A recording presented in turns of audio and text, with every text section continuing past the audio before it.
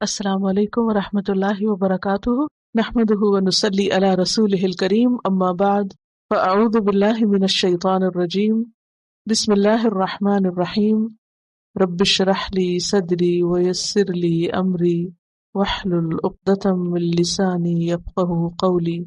ما ننسخ، نہیں ہم منسوخ کرتے، نون سین خا، نسخ ینسخ، اس کے کئی معنی۔ ایک معنی ہے مٹانا، منسوخ کرنا، ایک چیز کو ہٹا کر زائل کر کے دوسری کو اس کی جگہ لانا، اس کی شکل بدل دینا، صورت بدل دینا، نسخ، ایبروگیٹ کرنا۔ من آیتن، کوئی بھی آیت، یعنی قرآن کی آیت مراد ہے یہاں، او یا ننسہا، اس کو بھلا دیتے ہیں نسیان سے، انسا ینسی، بھلانا، فراموش کرا دیتے ہیں۔ اور یہ بھی کہا گیا ہے کہ یہ انسا ان سے ہے، مؤخر کرنا، پوسپون کرنا۔ نأتی، ہم لے آتے ہیں، عطا یأتی سے، بخیر، بہتر، بازائد ہے، منہا، اس سے، یعنی اس آیت سے جو پہلے تھی، او یا مثلہا، اسی کی طرح دوبارہ لے آتے ہیں۔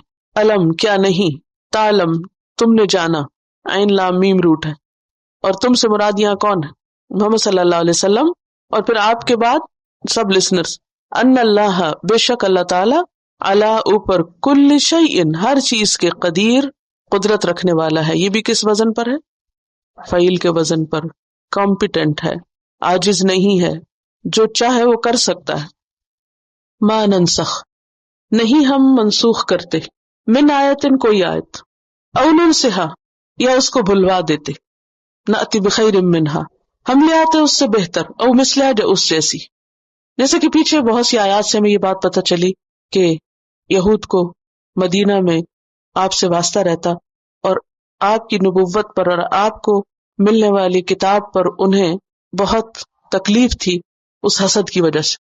اب وہ وقتاً فوقتاً اپنا غیظ و غضب نکالتے رہتے تھے، تو حسد کی وجہ سے وہ آپ کی نبوت کو مشتبہ بناتے۔ مشتبہ کیا ہوتا ہے؟ مشکوک، ایسی ایسی باتیں کرتے جس سے لوگوں کے دلوں میں آپ کے بارے میں، آپ کی نبوت کے بارے میں، قرآن کے بارے میں شک پیدا ہو جائے، کیونکہ جب شک پیدا ہو جائے گا تو لوگوں کا اعتبار اٹھ جائے گا، پھر وہ پڑھیں گے نہیں، پھر وہ آپ کو مانیں گے نہیں، آپ کی تعلیمات کو سنیں گے نہیں، بس سب کھیل بگڑ جائے گا۔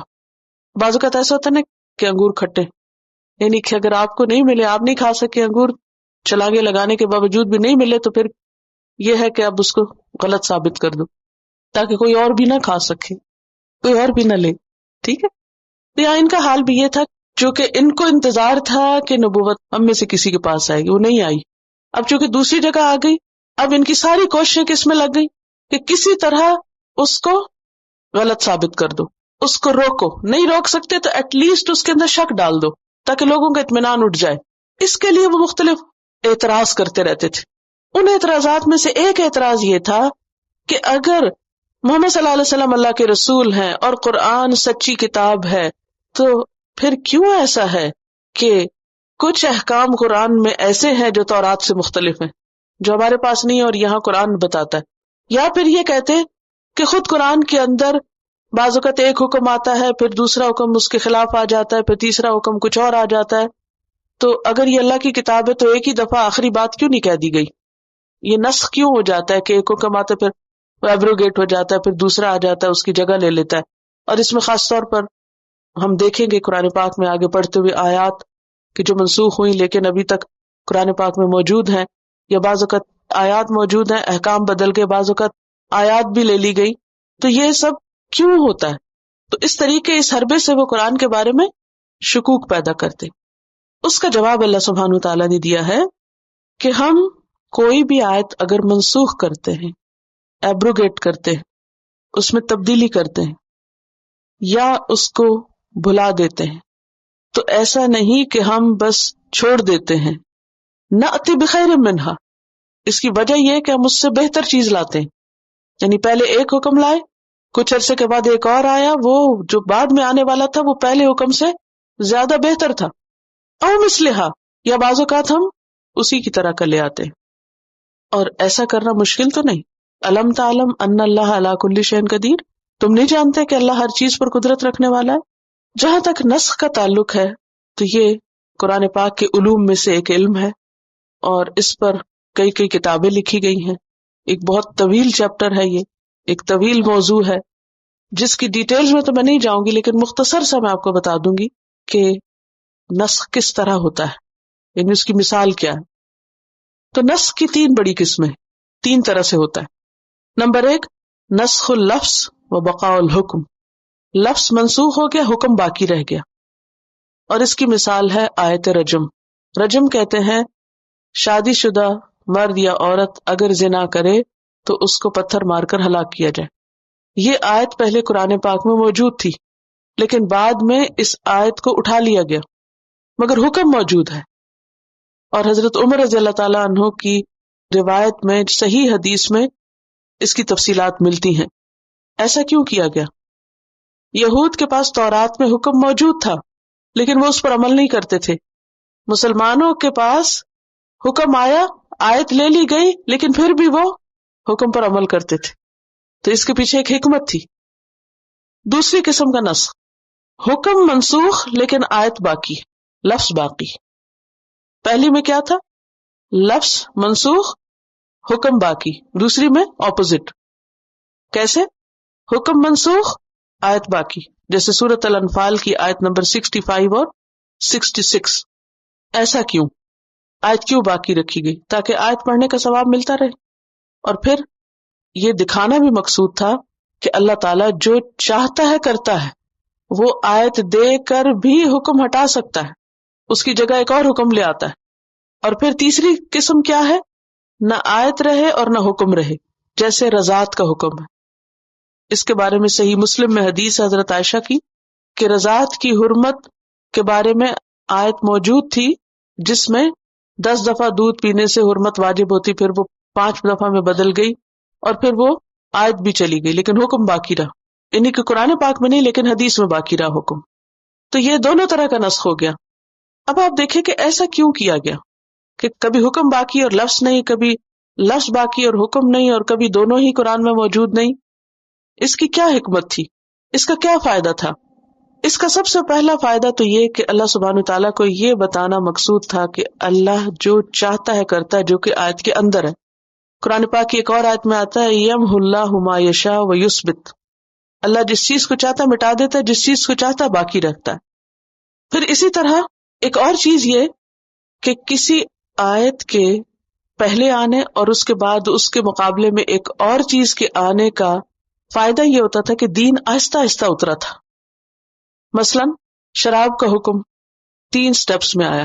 پہلے میں سورۃ البقرہ کی آیت نمبر 219 میں پہلی آیت، پھر النساء کی 43 آئی، پھر المائدہ کی 90 اور 91 آئی.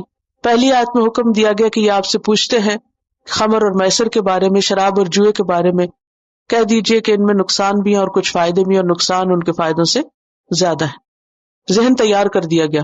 پھر کچھ عرصے کے بعد دوسری آیت آئی لا تقربوا الصلاۃ وانتم سکارى، کہ جب تم نشے کی حالت میں تو نماز نہ پڑھو. مزید تیاری کرا دی گئی اور لوگوں نے چھوڑ دی کہ اب دن میں 5 دفعہ اگر نماز پڑھنی ہے تو کتنا وقت باقی بچے گا کہ انسان ڈرنک کرے. پھر کچھ عرصے کے بعد تیسرا حکم آیا، اور وہ کیا تھا کہ انما الخمر والمیسر والانصاب والازلام رجس من عمل الشیطان فاجتنبوہ، یہ شیطانی عمل ہے، ان سے بچو. پھر آخر میں فہل انتم منتہون، کہ اب رکو گے تم؟ تو اس سے کیا پتہ چلتا ہے کہ پہلے لوگوں کو شراب سے رکنے کے لیے ذہنی طور پہ تیار کیا گیا، پھر آہستہ آہستہ مزید ان کو پریپیئر کیا گیا، اور آخر میں حرمت کا ذکر کیا گیا تاکہ لوگ اس کو سٹاپ کر دیں. اس کے برعکس ہم دیکھتے ہیں کہ جہاں لوگوں کو ذہنی طور پہ تیار نہیں کیا گیا وہاں پر شراب کو بین کرنے کا قانون بھی بنا، لیکن کچھ عرصے کے بعد وہ قانون جو تھا وہ ختم بھی کر دیا گیا کیونکہ لوگوں نے اسے قبول نہیں کیا. لیکن مدینہ میں جب یہ تیسرا حکم نازل ہوا تو اگر کسی نے ایک گھونٹ پیا تھا تو دوسرا اندر نہیں لے کر گیا، اور اگر نیا سٹاک خریدا تھا تو سارے کا سارا توڑ کے بہا دیا. کئی دن تک مدینہ کی گلیاں شراب کی اسمیل سے آلودہ رہی کیونکہ کسی نے بھی اپنے گھر کے اندر کچھ باقی نہیں چھوڑا، سب ضائع کر دیا، سب بہا دیا، سب ختم کر دیا. تو یہ کیسے ہوا؟ آہستہ آہستہ، پہلے ایک حکم، پھر دوسرا، پھر تیسرا. اسی طرح کبھی کبھی یہ بھی مقصود ہوتا تھا کہ لوگوں کے ایمان کا امتحان لیا جائے. مثلا دوسرے پارے کے شروع میں آپ دیکھیں گے قبلے کی تبدیلی کا حکم دیا گیا. اب پہلا حکم جو ہے وہ قرآن پاک میں موجود نہیں ہے، لیکن دوسرے تبدیلی کا حکم، یعنی یہ حکم موجود نہیں کہ تم بیت المقدس کی طرف رخ کرو، لیکن یہ حکم موجود ہے کہ بیت المقدس سے تم خانہ کعبہ کی طرف رخ کرو۔ بہرحال یہ کافی علمی بحثیں ہیں۔ اصل حکمت کیا ہے کہ اللہ سبحانہ تعالی ہم سے اپنی اطاعت چاہتے ہیں۔ جیسے کل بھی بات ہوئی تھی نا کہ قتل منع ہے، لیکن ابراہیم علیہ السلام کیا کہا کہ اپنے بیٹے کو ذبح کرو۔ اب یہ کیا ہے؟ اصل میں امتحان ہے، آزمائش ہے۔